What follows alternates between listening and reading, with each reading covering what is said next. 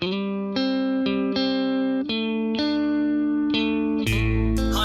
fish, listen, repeat. Broadcasting from the Tasman Lake Lodge Studios. This is Sporting Journal Radio. Presented by OnX. Know where you stand with OnX. Now here's your host, Bret Amundson. Ladies and gentlemen, welcome to the show. I'm getting a little depressed.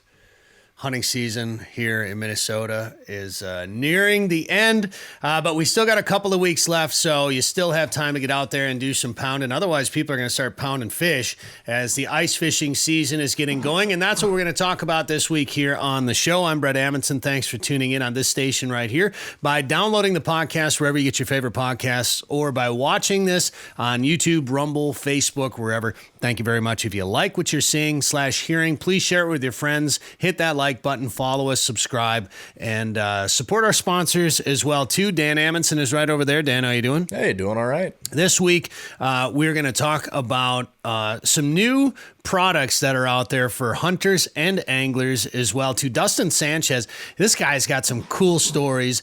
He's going to join us. He's with Real Avid. He's with Hunters HD Gold. He's with a bunch of different brands and products. So he's going to talk about building rifles. He's going to talk about eye protection. He's got some really neat stories for us coming up later in the show. Also, Joe Henry has a really good ice conditions report and fishing report from Lake of the Woods for us here in just a second. Dan, who's this week's show brought to us by? Yeah, this week's show is always brought to us by Haybale Heights Campground and Resort on Devil's Lake. Plan a trip to Devil's Lake at haybaleHeights.com.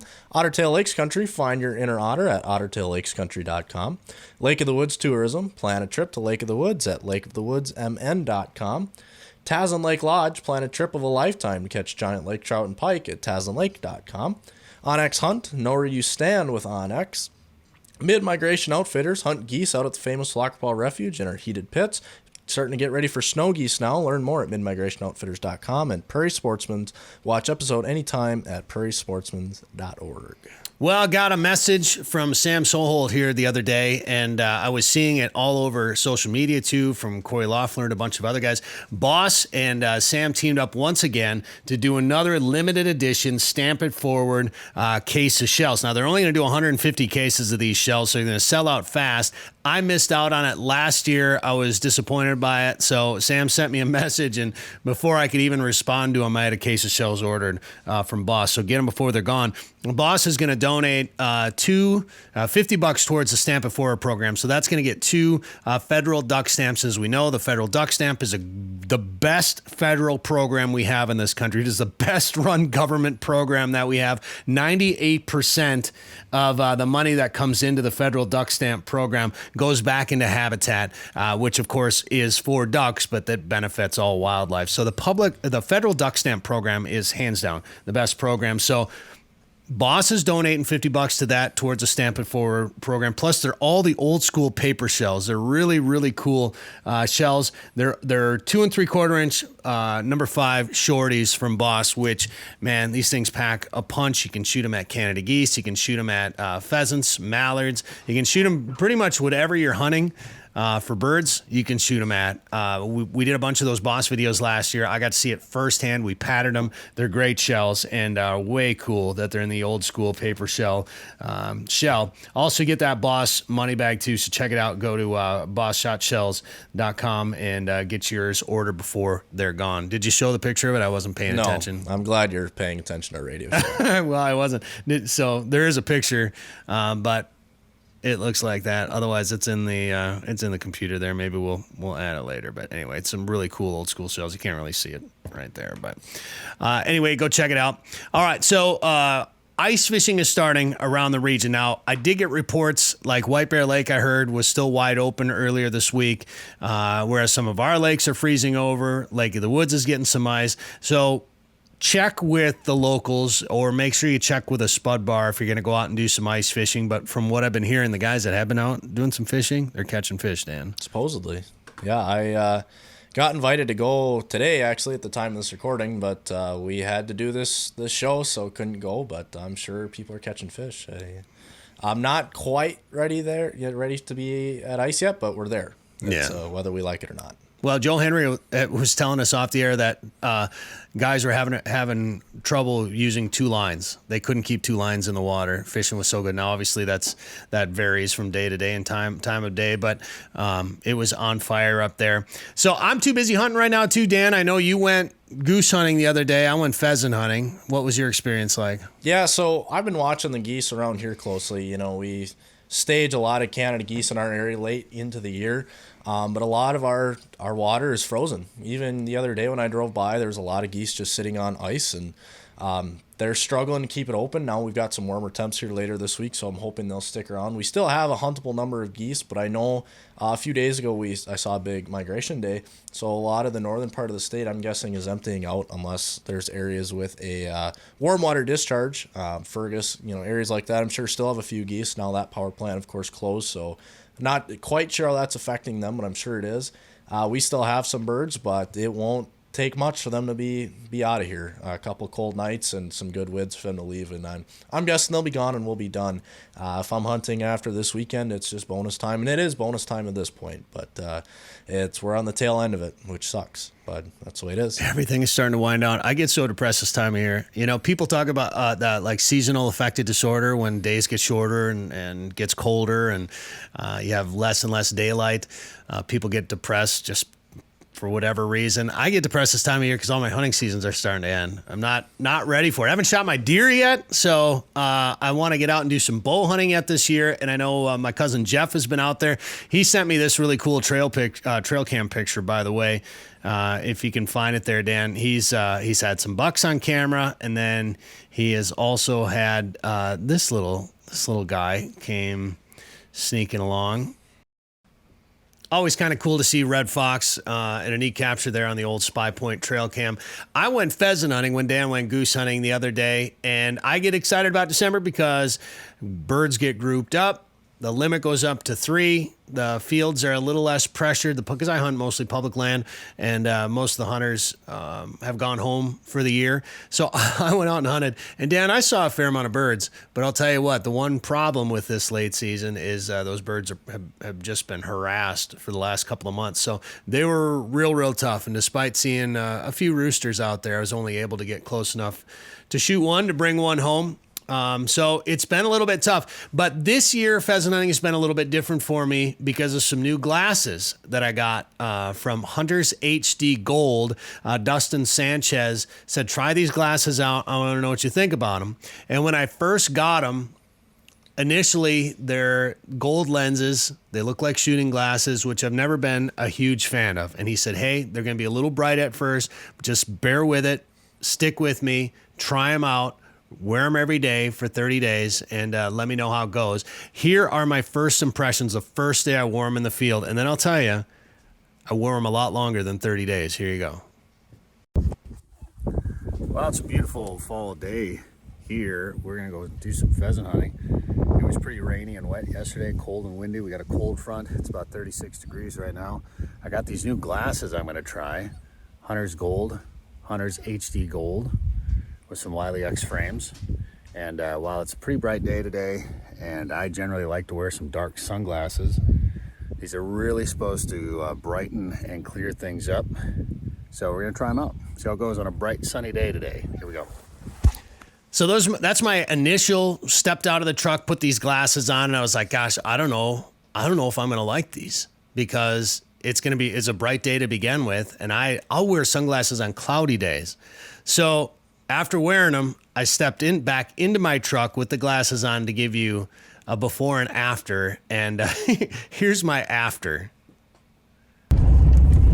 So first impressions, I grabbed my camera to make this little video as I climbed in my truck and did not expect to see what I saw. I expected these lenses to be yellow, gold, whatever color they were in the last video, and they transitioned to dark. Look at that. I'm impressed. They're comfortable. I can see really clearly, and for as bright as it was, I didn't expect it to be.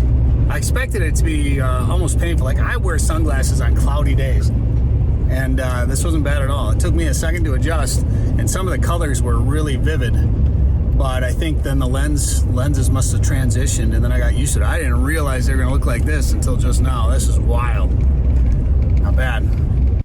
So there you go. I really enjoyed it, and I had no idea that they were going to transition like that. So I was expecting it to be kind of bright the whole time, and then they transitioned, and I didn't even notice as I was walking through the field.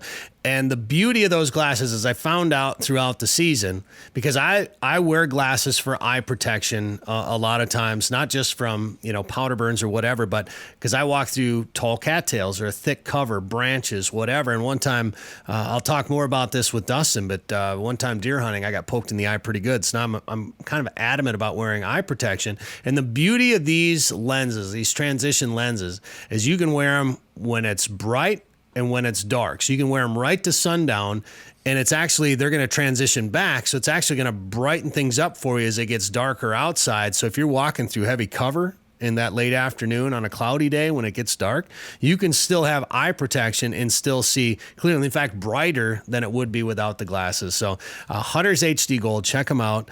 They if you have lenses you like, they'll custom cut the lens. If you have frames that you like, they'll custom cut the lenses to fit your frames. They're pretty neat to check them out, and especially if you pheasant hunt or deer hunt. I think the guy made them for deer hunting originally. So Dustin Sanchez will be on with us later in the show to tell us more about those and where you can find glasses if you're more interested in them. And Dan, I wanted to, before we go to Joe Henry and Lake of the Woods here, I want to give you just 60 seconds. I had just an amazing experience last summer when I was up in Saskatchewan at Camp Grayling. We were covered up in Arctic grayling, and I sat there and filmed these things for like 2 hours, at least 2 hours, underwater. So here's 60 seconds of underwater goodness from Camp Grayling last summer.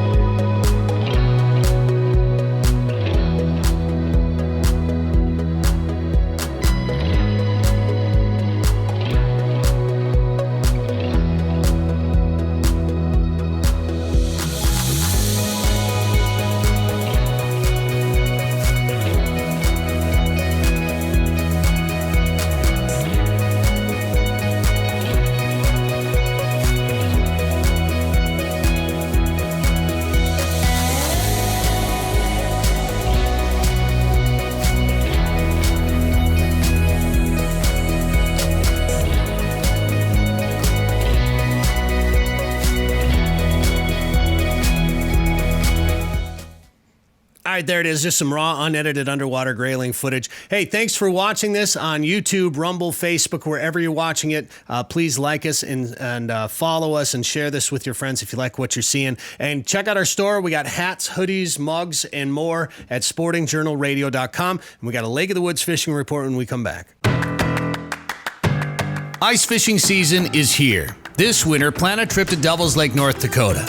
Not only will you have the chance to catch their legendary perch, but this year, Hay Bale Heights has been catching big walleye after big walleye. And they're doing it from a mobile, comfortable snow bear. No matter how cold it is outside, you're warm and toasty on the inside. Learn more and book a trip today at haybaleheights.com. That's haybaleheights.com. Looking for winter adventure? Might as well pick a place with over 1,000 lakes. Otter Tail County, Minnesota is in the middle of everywhere, offers a simpler pace, and has something for everyone. Find your inner otter at ottertaillakescountry.com. Well, right now I am knee-deep in editing a Prairie Sportsman episode, actually 2 Prairie Sportsman episodes that we filmed up at Lake of the Woods this past summer, and that's getting me excited about fishing Lake of the Woods this winter. And part of that excitement is because people are starting to fish up there. We're going to find out how things are going with Joe Henry right now from Lake of the Woods Tourism. Joe, how you doing? Oh, I'm doing good, man. I'm excited. You had the unofficial kickoff to the ice fishing season with the St. Paul Ice Show last weekend. People are starting to get out on Lake of the Woods now. The winter season's here, it looks like.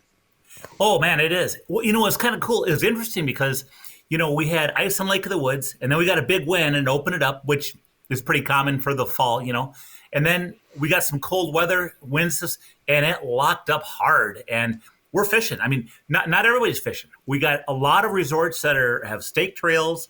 They have fish houses out. Initial walleye reports, man, I don't want to tell you. First two reports I saw on Facebook, they could only keep one line in. Now, obviously, that's not going to be everywhere all the time. But initial reports, just like we thought, because fall fishing was so good, initial reports have been very, very good. I will tell you that not every resort is on the ice because, different outfitters and different resorts cover different parts of the lake, and ice conditions vary. And so especially early ice, but there are many that have pulled houses out and either are fishing or they're going to be fishing in the next couple of days. And, well, I'll tell you something. If you want to get that bonus trip in, I mean, right now is such good fishing. Early ice traditionally, is really good fishing. And the other thing that's interesting about early ice is that if you can get on the early ice like we are now in some cases,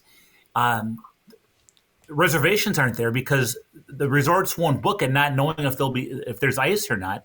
So it's kind of wide open. So if you want a chance to, a lot of times what they'll do is they'll bring out in a light ice rig to the fish houses because, we got to be cognizant of the thinner ice conditions. We can't bring trucks or anything yet, but they have those light ice rigs. Otherwise, if you have your four-wheeler or a snowmobile or a side-by-side, in some cases they're allowing those as well. Yeah, you want to trust what the resorts are doing up there, especially on a place like at a place like Lake of the Woods. And I got a message from Nick Anthony up there who's out there working, and they're out there clearing trails. And the amount of work that goes into clearing some of those trails that the guides put in out there, that's a lot of work out there. Every resort. Yeah, of course. Trails. That's what they do. That's their living. Yeah, no, everybody is, and some have already cleared trails and they're fishing. So yeah, no, and the ice conditions. I mean, there's jagged, choppy ice in some areas where it kind of stacked up, and that's also where these resorts and outfitters, it's easy when the ice is smooth to mark a trail. You check ice depths, make sure it's consistent, put stakes in, and mark it out. But then all of a sudden, you got to figure out not only ice depth, but also when you get that jagged, rough ice, you got to drag or plow that down and get it smooth so you have a trail that isn't going to beat your equipment up. And that's what they do. And, man, that's some of the behind-the-scenes stuff that goes on. I will tell you, too, it was interesting. Recently, I was looking at a post of one of the resorts that was back in a bay spearing. And it was quite interesting because they said, we have 7 to 9 inches where we're going, where our trail is. But we do know of an area where there are springs, and we checked it, and there was 1 inch of ice. That those are the reasons why we say stay on the marked trails. The other thing is when you're going out, sometimes there's different ice sheets that move around. Well, if you're on those big ice sheets that haven't moved and it's been consistently growing ice, you're going to have more ice. If you get into one of those areas that happened to shift and it opened up an area of open water and that just started freezing recently, well, that's where you get in trouble. So the bottom line is, we say stay on the trails for a really good reason. I just talked to somebody at the ice show, and I said, yeah, I heard they popped a side-by-side through last year.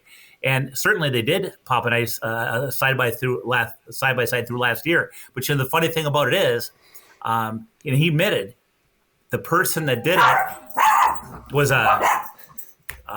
sorry, UPS guy. But that's a part of daily life for everybody now. The UPS drivers show up just about daily. They don't show up all day, and of course, as soon as they're doing this, they show up. Right. That's right. But no, the side-by-side, popped a wheel through or something. And of course, I asked about that. And the reason for it was because they were supposed to follow a trail back. It was their own trail. They took off the main trail. It wasn't marked. And of course, when the wind started blowing and blew snow on it, they couldn't see the trail. They got off course. And in the early days, that's where you get in trouble. So again, safety first this time. Safety first all the time. Stay on those darn trails. What's really funny about that UPS guy showing up at your place right now is not only did your dog start barking when your doorbell rang, but now everybody watching this, their dogs are going to be barking, at the door thinking somebody's showing up at their place.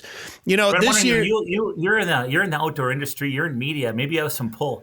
Is there any way you can have that Uber delivery commercial with the doorbell go off my TV and just never ring again?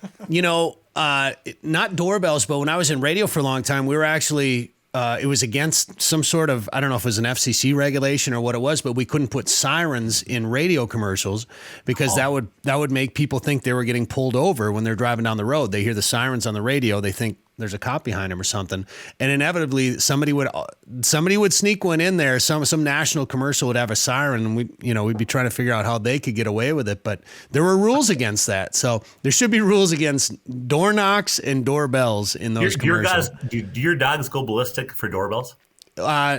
Thankfully, Mika's too old. She can't hear the doorbells anymore, but Tiny has never been around a doorbell in her life, so she doesn't understand. She doesn't associate that with somebody being at the door yet, so I get lucky in that sense. But, Joe, getting back to ice, it's been an interesting year. Now, last year, our lake here in western Minnesota, it froze and then blew open and then froze and then blew open and then froze. I think it blew open like 3 times. So we didn't have great ice until later into the season. This year, we froze over early and it opened up a little bit, but for the most part stayed pretty frozen, while a lot of lakes north of us were still wide open. In fact, on Wednesday of this week, I talked to some relatives of mine that live in the cities. They said White Bear Lake had whitecaps blowing across it, like they're still wide open. So when you talk about ice safety, it's not just you're not just trying to say, hey, please go use our resorts. It's truly all about ice safety. If you're not living on the lake or working on the lake on a daily basis, like if it's a lake 5-6 hours away, as Lake of the Woods is for me, I'm going to rely on the experts and the people that are there every day watching those conditions every day, just because it becomes a safety thing. I don't care how experienced I am on ice. If I'm not at a body of water on a constant basis, or just not going out with a spud bar every 10 feet, I'm going to listen to the people that are there every single day. Exactly right. Well said. Even myself, I'm leaning on the experts who are on the ice. And, you always hear me say, I can't say that, one area of Lake of the Woods has X amount of inches of ice because it varies so much. I can't say it's safe to go to Lake of the Woods because it varies so much. You use your outfitter or resort and honor where they're going out of, and that's where you need to go out of. I just spoke to Greg Hennum. Greg Hennum marks the snowmobile trail going from the south end of Lake of the Woods up to the northwest angle. And, I said, the trail going to be open soon? He goes, probably about another week or so. We did find 4 inches of ice. Boy. Well, yeah, but, that's a lot of ice out there. Sheets have been blowing around. Stuff's been popping open. To find 4 inches this time of year is not surprising. But there again, they're going to monitor that and they're going to watch that ice grow. And once it's good to go, then that trail will go in, but not before. Yeah, fish, no fish is worth getting out there on unsafe ice, in my opinion. I don't need to rush out there, be the first guy. I'll let some people get her tested out first before I head out there, and I got other stuff like pheasants to shoot and things like that anyway yet. So. Well, it's also reassuring to know that, you got ice guides that are working this ice every day. They have a marked trail, and then when you look out, you can see permanent fish houses out there. As long as you stay in the right area, you're fine. Yeah, absolutely. Well, I was kind of surprised to see, when you talk about some of those light ice rigs, to see some of those, the sidekicks or the trackers, pulling houses out already. So good ice obviously is forming. And Joe, those guys are catching fish out there. And if somebody watching or listening to this right now wants to get a trip planned up to Lake of the Woods, what should they do? What should they bring? Where can they find all the info? This is bonus time. You can either bring your own equipment, 4-wheeler, snowmobile, side-by-side with collapsibles, or use the resort stuff and they'll take you out to their houses. This is bonus time, and this is usually a really good time to fish.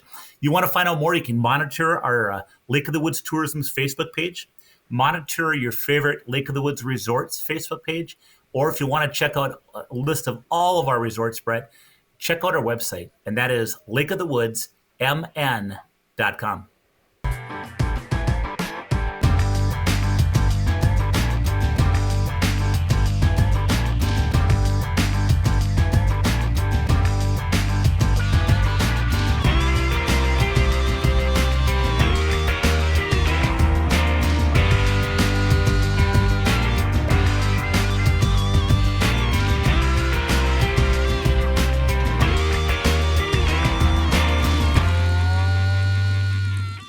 $852 million acres of public land, 147 million private properties, all in the palm of your hand. The #1 hunting GPS app just got better. With hundreds of custom map layers, 3D and topographic maps, you can easily scout on the road or at home before you go. And now you can get important weather details, CWD detection, and even know what crops have been planted where. Get the most trusted hunting GPS app ever made. OnX. Know where you stand with OnX. All right, thanks for watching or listening. I'm Bret Amundson. If you're listening to this station, I appreciate that. On the network, on the radio show, maybe you're streaming it on demand or downloading the podcast. Maybe you're watching us on Facebook, YouTube, or Rumble. Thank you. Make sure to check out our store. Get yourself one of these really cool hoodies. Where am I? I'm on the wrong side here. I hunt and always will. Show off your unflinching attitude towards a tradition of outdoor sports, whether it be hunting, fishing, maybe it's shooting sports. And that's what we're going to talk about next. Our next guest here on the show is somebody we met, Dan, over in Michigan. We were at the Aglow conference, and we started talking to this dude about some of these rifles. And I was like, man, these are some sweet guns. And we got to talking a little bit. And this guy knows how, not only does he know his guns, he knows how to use them. And we're going to talk about that right now. Dustin Sanchez joins us here on the show. How you doing, man? I'm doing great, man. How are you doing? I'm doing well. You like us here. You wear a lot of hats. You do a lot of different things in a lot of different spaces. Explain to our audience what you do. Well, my primary job, what pays the bills and keeps me out of trouble with my wife, is I'm the marketing manager here at Real Avid. We're located in Plymouth, Minnesota. We make a bunch of cleaning tools and just tools if you're wanting to build rifles. We make a lot of that stuff. So that keeps me pretty busy. I'm also the marketing director for a company called Hunters HD Gold. We make shooting lenses. And, we stay pretty busy there. He attends about probably 42 major matches a year and doing stuff. So I'll travel around with him on that part. I just picked up something new where I'm actually an agent for a shooter. So I'm working on getting that person sponsored and setting up their match schedule and making sure they, kind of hold a certain, personality throughout the shooting season. And then I'm sponsored by a couple of companies, and I travel the nation and I shoot matches. I primarily was known for 3-gun, and I made a move into long-range shooting, and I've done some stuff with the tactical games. So, man, everything I do is based around the firearm industry. Real Avid's a neat company, a Minnesota company. Tell us about Real Avid. Yeah, so Real Avid actually started out as a marketing agency. They were doing some stuff within the hunting realm, and they just started noticing that there was a need for certain guns or gun tools and things like that. So they just created a tool one day, like a little multi-tool. That blew up. It won Tool of the Year through SHOT Show and a couple other magazines and organizations.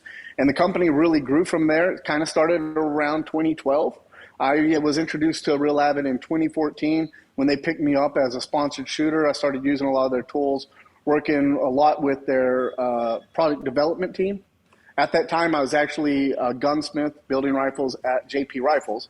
And, I just stayed with them, built a relationship. And whenever I decided to make a move from JP, I just stopped by Real Avid to talk to them one day. They hired me on the spot. And now I get to do all this cool stuff, go to the range and shoot guns, come back here and give them to somebody, and they clean the guns for me as they're testing our new products. And they need rifles built. I get to build them here. And this is like our studio. They're getting ready to build me a shop so we can do more builds and just really diving deep into that firearm industry. So if you're a competitive shooter, or you're law enforcement, military, or even a hunter like yourself, we're trying to cover the gamut of all the tools that you would need, whether it's something that stays on a bench at home or you can throw in a pack with you when you go out for a longer elk hunt and you got to travel through the woods. I don't want to get into politics too much here, but I made a joke on Facebook after the day that they were going to read the verdict for the Kyle Rittenhouse trial. And I said, because I predicted riots for sure. I figured he would be acquitted, and I figured, or not guilty, and I figured there'd be riots over there. I'm glad that there weren't. Mm-hmm. But I made the joke on Facebook. I said maybe the opening day of the gun deer season in Wisconsin isn't the best time to start riding in Wisconsin. And that's because Wisconsin's been called the 8th largest army in the world during the gun deer season, when there's 650,000 guys carrying rifles through the woods. But and I'm not advocating for violence. I'm not saying whatever, but people are going to be armed and going to defend themselves, and as they should, rightfully so. And that reminded me, though, of a story that you told me about when the riots were going on in Minneapolis. And you live in Uptown. I live in Uptown, Minneapolis, yeah. Where a lot of this stuff was going on, and a lot of your neighbors kind of like they were kind of calling on you to protect the neighborhood a little bit. Yeah, so where George Floyd happened, I'm probably about 1.5 miles from George Floyd, where that happened. The precinct that burned down is about 2 miles from my house. And the precinct they tried to burn down the next night is actually the precinct that I would, that is supposed to protect and serve my neighborhood. And that's about 3/4 of a mile from my house. And then where I live is, used to be, before the riots, it's not anymore, but it used to be a pretty thriving little community, a lot of mom and pop shops. We had bigger shops, like we had Apple, Columbia, a couple of the bigger corporations in there as well. So a lot of people would spend time there, and man, when the riots happened, all those stores, they got emptied. It was crazy. Yeah, it's a bad deal. No question about it. But it just goes to show that having, again, not advocating for any violence, of course, but having the ability to defend yourself is such an important aspect of daily life, it seems like, in this America right now. So I'm sure your neighbors were glad that you were there. Yeah, I will say this. There was at some point, there was a time when my neighborhood was, they had actually published a magazine saying it was probably the most liberal neighborhood in the United States. Wow. So when everything happened, there might have been 3 people that owned firearms in that neighborhood. My wife and I were part of those 3 people. There may have been one other guy. Some guys, they had some pellet guns and stuff like that, but nothing else. So, we went out, and we were like, when everything happened, I just kind of walked out there. A lot of my neighbors, we walked out there, and we're watching all these buildings being rioted. And some of my neighbors were like, well, we need to call the cops. I'm like, we already called them. They're not coming. Right? They are so busy with stuff going on across the city. They don't have the manpower to do this. So they're like, well, I guess we're just gonna sit here and watch them. I'm like, that's all you can do, right? Like, what's 7 to 8 people gonna do with an entire? There was probably 200, 300 people out in the streets robbing everything. And it wasn't till there was a lady that was across the street. She started videotaping it with her cell phone, and this guy charged her and grabbed her by her throat, picked her up, and threw her down on the ground, started punching her face. And then at that point, it was time to stop, right? Time to get involved. And my wife and I ran out there, and, a lot of people have asked me, well, your wife followed you out there. And it's like, yeah, there's only really one person in that neighborhood that I knew would not run away from the situation if I needed help. And though I don't want it to be my wife, that is my best friend. That is my partner in crime in everything I do. So I knew that for 100% she would support me and try to, make sure nothing bad happened to me, and vice versa for her. But we got out there, we shut that situation down. And after that, it really escalated. We had a couple of guns pointed at us. And so, I tell people, unfortunately, I had to grab my firearms. I had to arm up and go out there, and we shut the block down. And since then, since George Floyd, I've had about 37 firearms pointed at me. A lot of it happened during the George Floyd riots, but it's continued to go on. We had Dante Wright incident that happened here. Then we had the stuff with Kyle Rittenhouse. So we've had a couple of times that we've had some little riots and up kicks, and it's been different.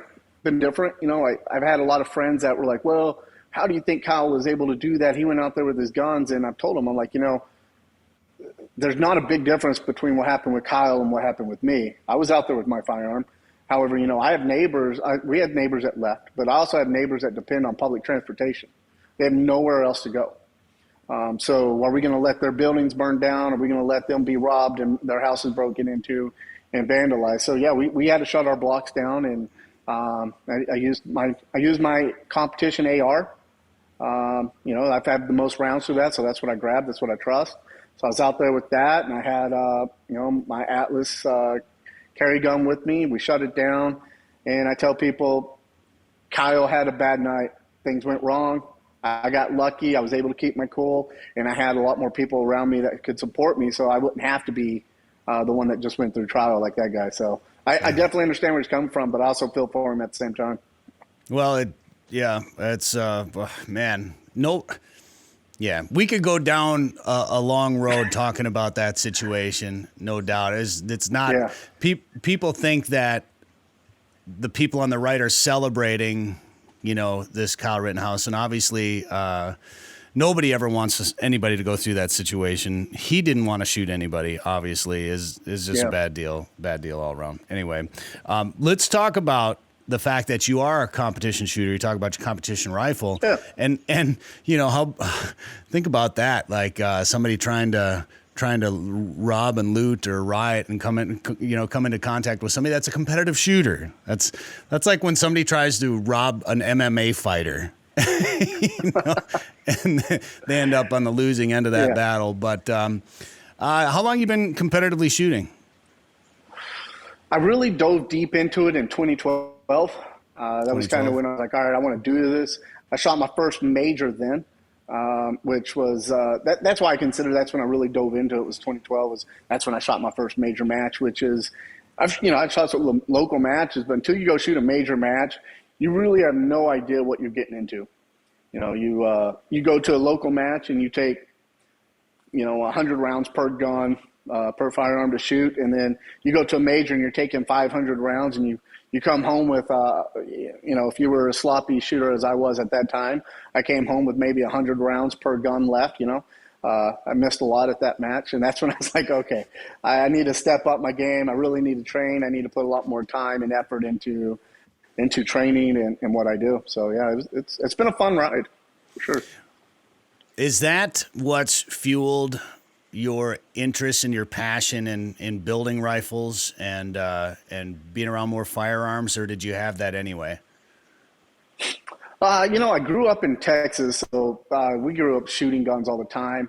But I kind of fell into being I worked for Caterpillar for years. I started building my first show car when I was 13. And by the time I was 29, I've been doing that for over half my life. And I was like, all right, I'm done. I need to find something new. And I got lucky enough that over the next couple of years, I just fell into the competitive scene. And one of my friends called me and he's like, hey, we're hiring here at JP Rifles. Are you interested? And I show up there and I just got thrown right into building rifles. They started teaching me everything I needed to know there. And that's really when the fire really started going, like, hey, this is actually what I want to do for the rest of my life. I want to be in the firearm industry. I want to hang out with like-minded people. I want to travel the world, or at least the country, and shoot competition matches and try to improve my skills in shooting. And I love it. I'm a competitive guy in general, right? Like my wife and I will be playing dominoes, and if she beats me in dominoes, I get upset. So, yeah. What? Yeah. One of the big discussions these days is what's the best round out there. What's your competition rifle? What are you shooting through it? So it depends on what I'm shooting. If I'm shooting 3-gun, I'm usually shooting in the heavy metal division, which is a pump shotgun. It used to be a 45 caliber, so I carried a 1911 and 45. Now it's moved to 9mm. And then the AR was a 308. So I would shoot a 308 in that. I've really backed away from the 308. I think it's a great round, and it'll probably be around forever. But when I really started looking at, I want to shoot long range, I wanted to be accurate, I moved into a 6mm Creedmoor.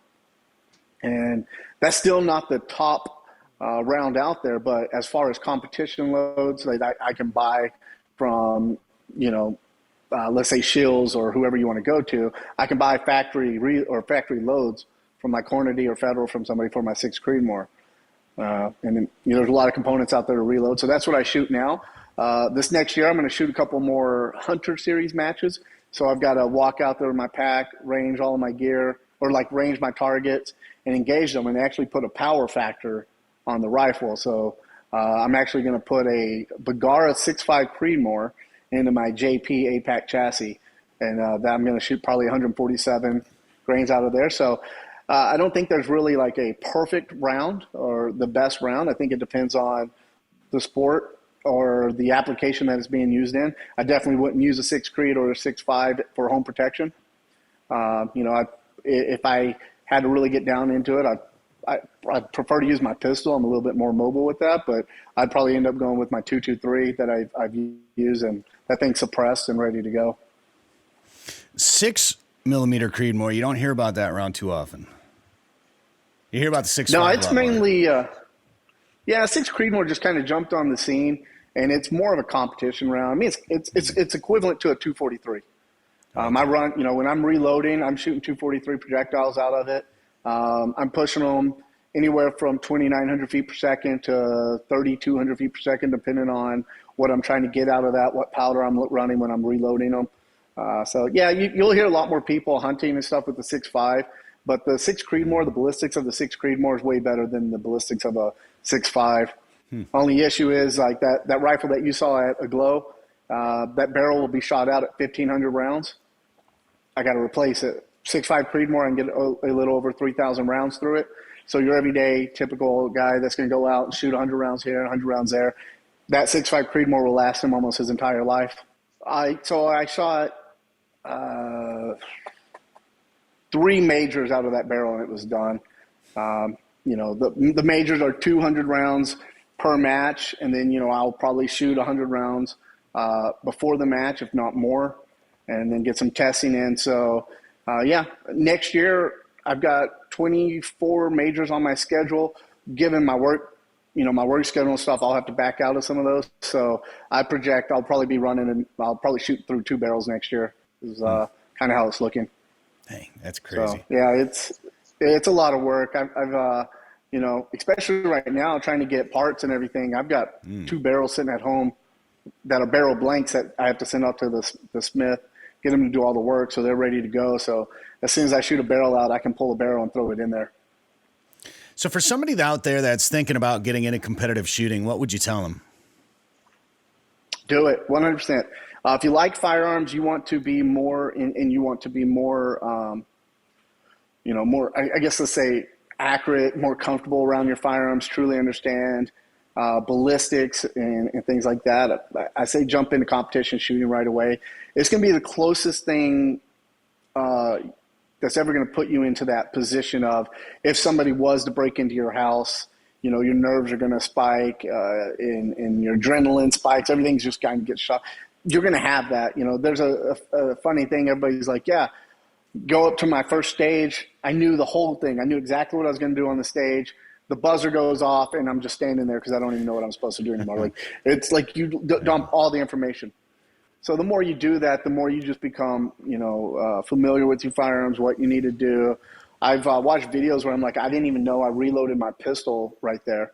It was just one of those things where you're shooting, and you start to become so aware with how many rounds are being downrange, what's going on, that you're doing mag changes as you're running from one target to the next. Almost muscle memory at that point. It becomes a lot of muscle memory. Yep. Yeah. So, I definitely recommend it. Especially, I always tell people, if you're into, hunting with a rifle, getting into some of these long range matches will definitely, if you can shoot the rifle that you're going to be using for hunting, you will understand exactly what that projectile is doing from 50 yards all the way out to, depending on what match you shoot, it could go all the way out to 1,200 yards. You'll really know what's going on. And you should have proper eyewear when you're shooting at all times, right? Okay, yes, so these glasses that I'm wearing, Dustin, these are Hunter's HD Gold lenses in these glasses, right? Yeah. Tell us. I'll give you my review of these glasses. Tell us what we're looking at here, though. What are these?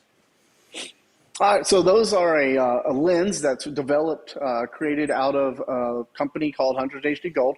They're based in Alabama. They've been family owned for around 50 years. And what it is they're just taking a Trivex lens, So a lot of people are familiar with plastic lenses or like a polycarbonate. So they take Trivex lens, which will allow 43% more light in than a polycarbonate. So even if I'm looking at a polycarbonate lens that's clear and a Trivex lens, the Trivex lens that's clear is already going to allow in 43% more light. So as a hunter or a competition shooter, what I want to do is I want to allow in as much light as possible so that I have a clear target.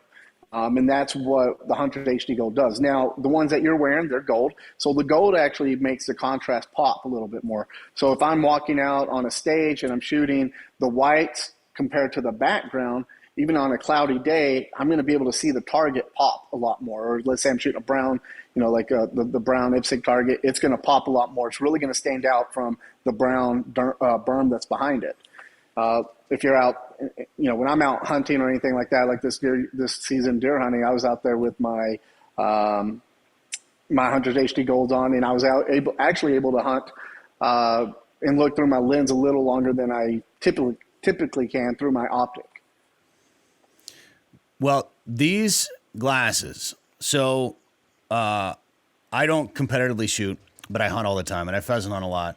And you told me to try these glasses out, so I put them on, and immediately the hardest, I think the hardest thing was to get used to the look of wearing glasses.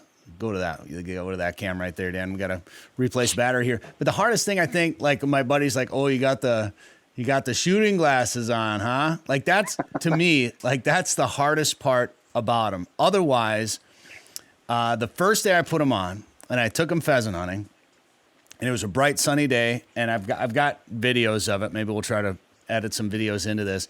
But I'm walking around with them on, and I like to hunt with glasses on. When I pheasant hunt, I like to pheasant hunt with glasses on no matter what, because I end up in real thick cover and I'm getting poked in the eye. I'm getting cattails up the nose. I like to have some eye protection. Now, the problem you run into is on a cloudy day or when the light is fading later in the day there, sometimes it gets to be too dark to wear sunglasses. So I'm walking around with these glasses and I'm filming myself and I'm doing a review. I'm thinking I'm being all cool, and all of a sudden I look, I didn't even realize they were transition glasses. So yeah. When I put them on, they look like this. And then after walking around in the bright sunshine for a little bit, they were dark, and it just looked like a regular pair of sunglasses, which I think is awesome. And then as the daylight faded, they start to transition back. So like your level of visibility, the brightness doesn't really change. Like the glasses change and transition as the light transitions throughout the day. So I was like, oh my gosh, these are great, because I will wear them right up to sunset when I'm pheasant hunting, when it's starting to get pretty dark out, and I'll be looking through these and it's actually still pretty bright out, and then I'll take them off and I'll be like, oh, it's pretty dark out, So yeah. I'm really impressed actually with how these have helped me see better in afternoon pheasant hunts and protect my eyes at the same time. Yeah, they're cool. And the whole hunting thing is Brian Connolly, the founder of Hunter's HD Gold. That's how it started. He was out deer hunting, and he was like, it's getting really dark, but I know that with my Trivex lens, they allow him more light. So he actually put some of those on, saw there was more light. Then he went back to the lab, and he was like a mad scientist messing with all these different dyes that would transition everything. That's how he came up with the gold. And he started using them for hunting, and he wasn't even advertising them.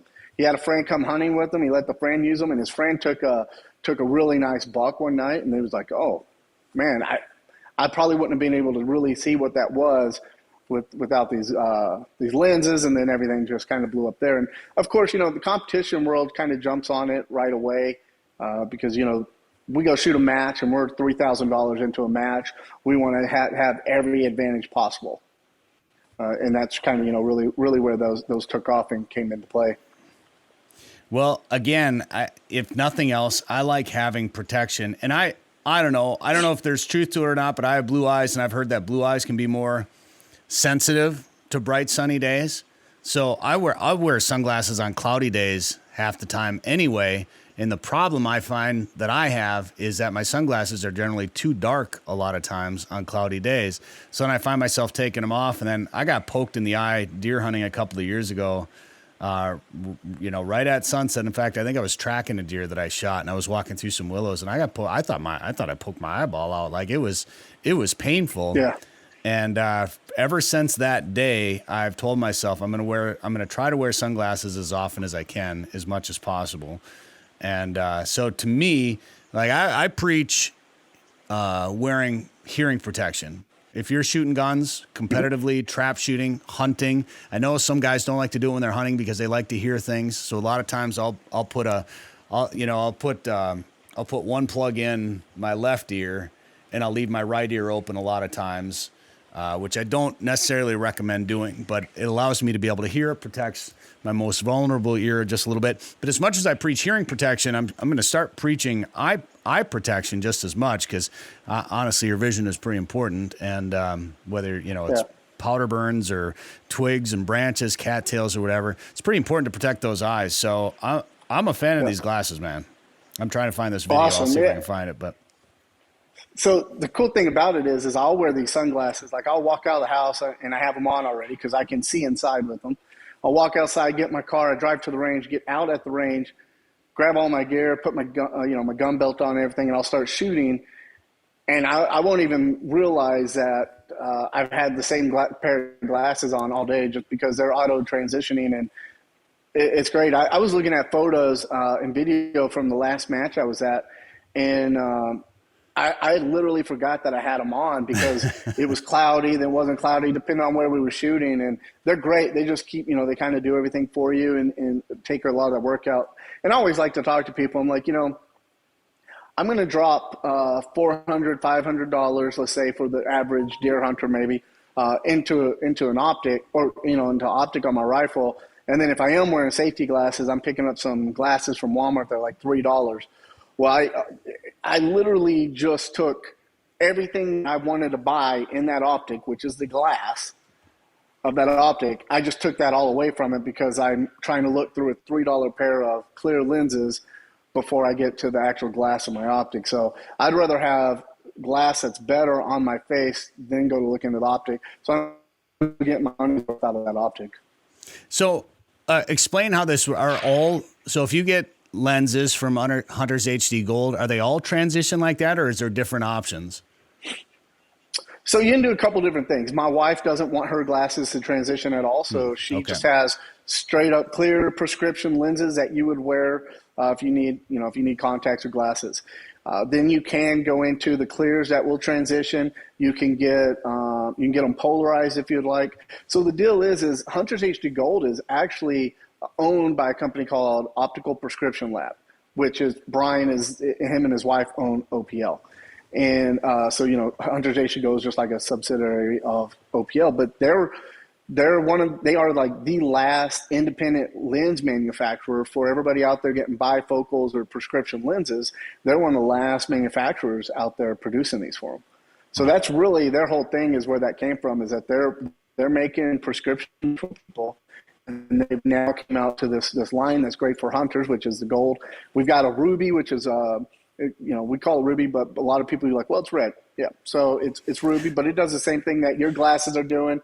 We're working on. I got a pair right now that I wanted something that was a little bit more lifestyle like, so I can go from the range to an event with my wife at her work, and I'm not changing glasses or anything like that. And I'm not a fan of people being able to see my eyes, so we're working on a new lens right now that I've got a custom pair of. I've changed the lenses twice on them now because we keep trying to fine tune that. We actually use a medical dye, so if anybody has seizures or strokes, like from watching TV or bright lights or anything like that, he uses a medical dye, and the golds, the rubies, and the ones that we're kind of playing around with now. And the ones we're playing around with now, I actually think they're going to be really great for people that are out there fishing. They like to have the polarized lenses. It helps them with looking into the water. So we're working on those, and I'm really happy with them.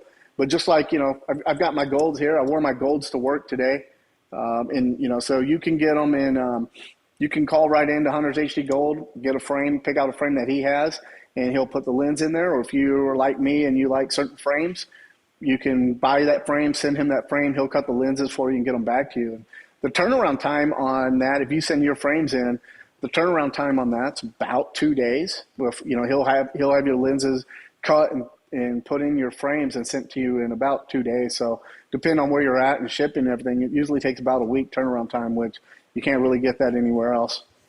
So I have a red-green color blindness. So if you guys decide you want to try to develop some lenses to help out, for blood tracking or whatever, help guys out with the red-green colorblind situation, let me know. I can maybe help you test out some products, because that's always one of the hardest things for me is after shooting a deer, trying to track a deer.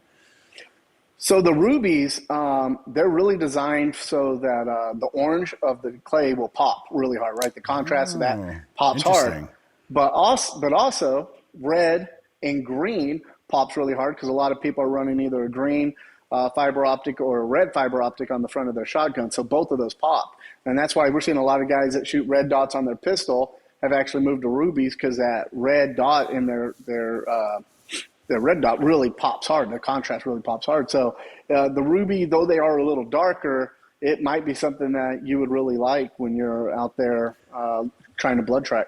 Yeah, well, look at that. Somebody even commented on this picture. I may be biased since I'm colorblind, but I prefer the ruby lenses. I improved my score on a colorblind test from, I don't know how to say that, 824 to 18 to 24. So I might have to try out some of those ruby ones too. Interesting.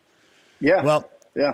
I like these too for pheasant hunting particularly, and I pheasant hunt every day. They've been great. I'd like to have sunglasses for the brightness of the day, but I still want to have eye protection as the sun goes down, and the transition lenses give me that. So I'm a fan, man. These are nice. Awesome. Yeah, I'm really glad to hear that. All right. Well, Dustin, why don't you run through where we can find Hunters HD Gold, Real Avid, everything that you're doing, where we can follow along with you. We might be here for another hour, but run it down for us. The easiest way is just to call me and I'll tell you where to go. Now we've got Hunters HD Gold is at huntershdgold.com. We also have Hunters HD Gold at IG and Facebook. You can find Hunters HD Gold, all that stuff there.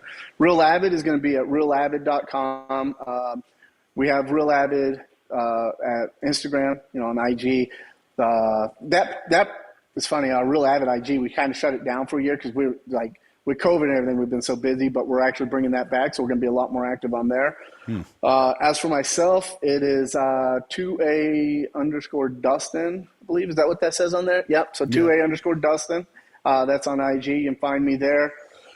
I think that's it, right? Yeah, I think. I'm involved in so many other things, but those are the main three places where you can find stuff that you're looking for and do things like that. You bet. Well, keep up the good work, man. Thanks for the time today. If you want to come out and do some pheasant hunting, let me know. And thanks for the time today on the show. Yeah, man, I have to say I'm actually jealous. Like, I shoot guns all the time, but I don't get to go out and hunt all the time. So when I see your feed, I think I'm just going to just stop unfollowing you, so I wouldn't get all mad. I wouldn't be mad that you're out there in the outdoors hunting all the time and I'm sitting behind the computer working. So, well, believe me, I spend a lot of time behind the computer too. But yeah, anytime you want to go, man, you just let me know. Yeah, no, I'd love to. It sounds great, man. Dustin Sanchez, thanks for the time today. And you're doing what's the next show you're doing? SHOT Show? Yeah, we're prepping 100% for SHOT Show. We for here at Real Avid, we got to get all of our stuff shipped out in crates in the next 3 weeks, and we're doing Industry Day, and then of course we're gonna have SHOT Show. So I just brought on 2 new guys to be pro staff. I'm gonna sit here. I'm gonna be spending a lot of Saturdays here till SHOT Show, really training these guys so they have all the information we need, and then we hit SHOT Show, and then after that, I don't know what shows next. I think right now I looked at it, I'm going to be gone 36 weekends next year for sure, between competition shooting and trade shows. Well, I'm glad SHOT Show is still happening. I know there's some shows that I was scheduled to be at that got canceled again this year. Some of the, like the All Canada shows they've canceled this year, and I'm sure it's due to border COVID stuff yet. But SHOT Show, I've been to SHOT Show. I might try to get down there for SHOT Show yet this year. I don't know, or in January. I don't know if I'll make it or not. But I went a few years ago, and Dustin, I was disappointed that I didn't make it to Range Day, because that's where I hear all the fun. That's where all the fun happens. Yeah, if I could just go to Range Day and not work, right? Not work a booth, I'd be happy. Now, Range Day's great, right? This year they have over 100 vendors set up right now. They're going to be on the firing line, so you can go out there, test a bunch of firearms, shoot a bunch of stuff, and then you've got just like we're non-shooting vendors, but we're going to have everything set up so you can come by, test all of our products, look at everything. We're going to have our entire line there. And then, for for media and people like that, it's just a great way to get out and, kind of meet new people, network and do things like that. Yeah, it's a good time. It really is. It's a lot of work, but I think when you sit back and you look at it, it's a great time. Absolutely. What last question for you, whether it was at Range Day or somewhere else, what's the coolest gun you've gotten to shoot?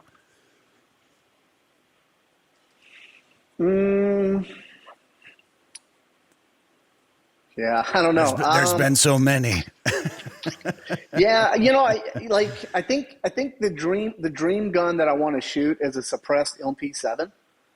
That's just they're hard to find. They're hard to come by. So you've got to know somebody. I know where one is, but they're not a big fan of taking that out to shoot it. It's actually here in Minnesota. That place has the largest library of firearms outside of like some museums and stuff like that, and it's all private collection. But yeah, they've got a suppressed 240 in there as well. So so I'd say like my dream gun to shoot would be a suppressed MP7. Other than that, I've got a Barrett. I like to shoot my Barrett when I can get out and shoot it. Even I think some of that is like you shoot 1,000 yards, it still is loud and big and boom, and whatever you shoot is destroyed. And then the fact of, you're like $8-9 a shot, always kind of like, oh, that was awesome. And then like until you shoot like 5 shots and you're like, okay, I'm broke now. I could have put all that into some 9mm or something like that. So, but that's any gun right now. I looked at some shotgun shells. Yeah. I saw TSS was $75 a box now or something like that. That's crazy. Yeah, but that's the way it is. That'll come back down. I saw some 55 grain 223 the other day for 77 cents a round, and I was like, I'll shoot it, right? I'm going to shoot it, but it's still just one of those deals where you're like, this is really expensive. But I don't know. I think my favorite gun to shoot is probably my everyday carry pistol. To be honest with you, I'll shoot that in competition a lot now. It's just a blast. I really like it. So you showed us, was that really your everyday carry pistol that you showed us earlier? Yeah. So yeah, it really is. Do you carry it in a backpack? No, look. So here's my holster here. So this is a Tenacor holster, and it's appendix carry. So I just throw that on, and it took a while. It took a while to find a holster that I liked for it, I was comfortable with. Found that guy, and I carry it every day in my car. It used to get uncomfortable. I had to mess around with the clips a little bit more, but I carry that every day. I bought holsters for it that will work, so I can shoot competition with it, and I do the most. But now, my competition pistol is almost identical to this one. It's just half an inch longer with the barrel, but they're made by the same company. They run the same mags. I've got the same trigger, the same sight, same safeties in them. So, yeah. Well, nice to go with a gun that you know and have shot many times. I tell everybody I never want to, right? I never want to, but if I ever had to use this, every projectile that leaves my firearm has my lawyer's number attached to it. So I'd rather shoot a firearm that I know, that I trust, and like I said, I never want to be in that situation. I tell everybody I never want to be in that situation, but I feel better knowing that I can hit an 8-inch steel target with this thing all day long at 50 yards. Makes me feel a little bit more comfortable that within a 7-foot range, I'm not going to shoot my daughter if she's in the house because somebody broke into my house with a firearm. I think that is actually really good advice. Is with more and more people buying firearms right now for self-defense, for protection, whether it's a carry pistol or long gun, whatever. Get to know that gun, practice with it, shoot it, go to the range, know how it works, be able to break it down, put it back together, fix it, clean it, understand it, so that if that day that nobody ever wants to come actually comes and you have to use it for protection, you know exactly how to use every single part of that firearm. You have intimate knowledge of its working. So anyway. Yeah. I took my wife to the range a couple of weeks ago. She used to shoot with me all the time. Her schedule's been busy, so she hasn't shot her everyday carry pistol in a while. And I said, you should shoot it. She was like, I don't want to shoot it. I'm like, you need to shoot it. So, I put her at 25 yards because that's where she was hitting last time. And she shot a huge group, very disappointed. I move her in. We do a couple of drills, and we had to hone her back in. And on the way home, she's like, you get on to me for not actually practicing with my firearm. She's like, and sometimes I just kind of blow it off of like, hey, I know the techniques. I know the fundamentals of a firearm. I should be fine if I go 6 months without shooting it. And I tell people, when it comes to shooting a pistol, your everyday carry pistol, that skill is that skill, not shooting or at least doing dry fire with that firearm, will diminish. It's the fastest diminishing skill when it comes to a firearm is with your pistol. So if you don't have money to put into shooting any other type of competition or anything, I say at least try to get a box of ammo and try to shoot that box of ammo once a month. And you're not shooting for speed. Put a small drill together where maybe you're drawing from the holster and you're just taking one shot, right? And so you start out slow, draw from the holster, you punch out, you take one shot on a small target, you're working on accuracy, and when you get to the last 10 rounds, you really start to speed that up, just so you have that familiarity with the firearm. It's an important lesson to learn. It's an important skill to know, especially I think it's becoming more and more important these days. Good advice, Dustin Sanchez. Appreciate the time today on the show, and have fun in Vegas. Yeah, I will, man. Thanks for having me on the show. It was good, and keep even though I don't like it, keep posting your videos and pictures of you hunting. I'll just sit in my office and be jealous, and then I'll start sending you pictures when I'm in New Mexico and watching all these beautiful animals run by that I can't shoot. There you go. Sounds like a deal. Awesome. Thanks for having me. Sporting Journal Radio is a division of Macaba LLC. If you've got a question, comment, or story idea for us, send us an email. Go to sportingjournalradio.com. While you're there, you can learn how to advertise on the show and visit our store for hats, hoodies, coffee mugs, and more. Go to sportingjournalradio.com.